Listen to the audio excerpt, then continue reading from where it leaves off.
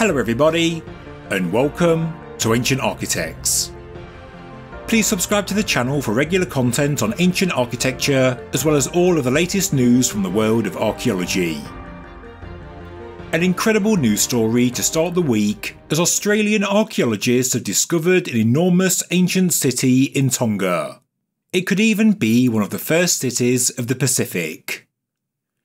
Researchers from the Australian National University used LiDAR scanning technology to map archaeological sites on the island of Tongatapu and discovered that urbanisation in the Pacific was not purely from Western influence, it was in fact an indigenous innovation.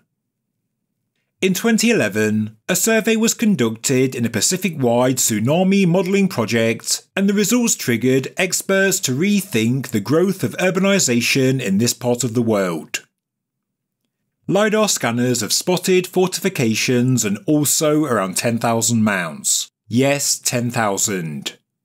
Some were houses, others public buildings, and some of them are burial mounds. The oldest structures mapped date back to around 300 AD, which, according to researcher Philip Parton, is 700 years earlier than previously thought. The mounds are located around 12 kilometres from the current capital Nuku'alofa in the eastern district of Tongatapu.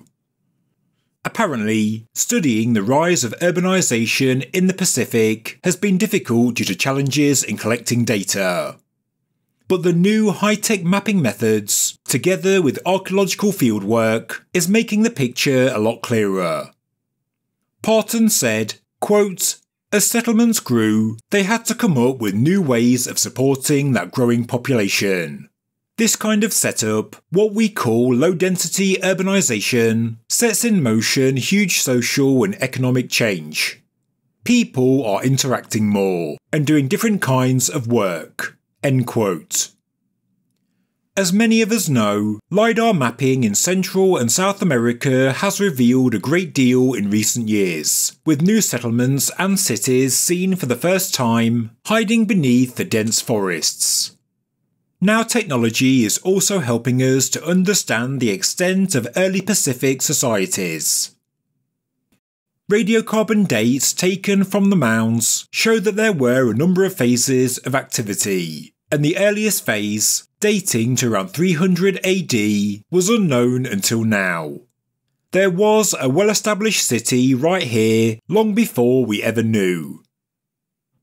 When Europeans first arrived at Tongatapu, accounts document rectilinear living compounds surrounded by tall fences that prevent unwanted access and reduced visibility from the street.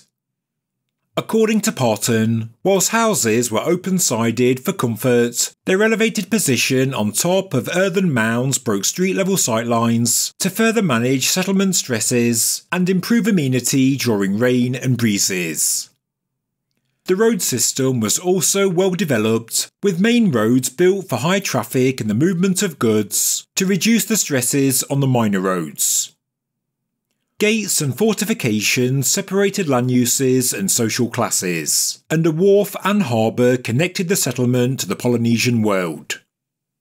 When the Europeans arrived, the Tongatapu way of life was well advanced, and now we know why. Because society had been growing and developing for hundreds and hundreds of years. Until recently, early urbanisation in this part of the world had not been widely studied, and now the experts have really just scratched the surface.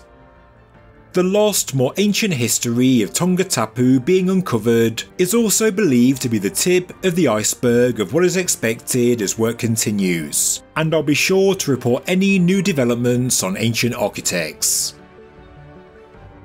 Thank you very much for watching this news update from Ancient Architects. If you enjoyed the video, please subscribe to the channel, please like the video, and please leave a comment below. Thank you very much.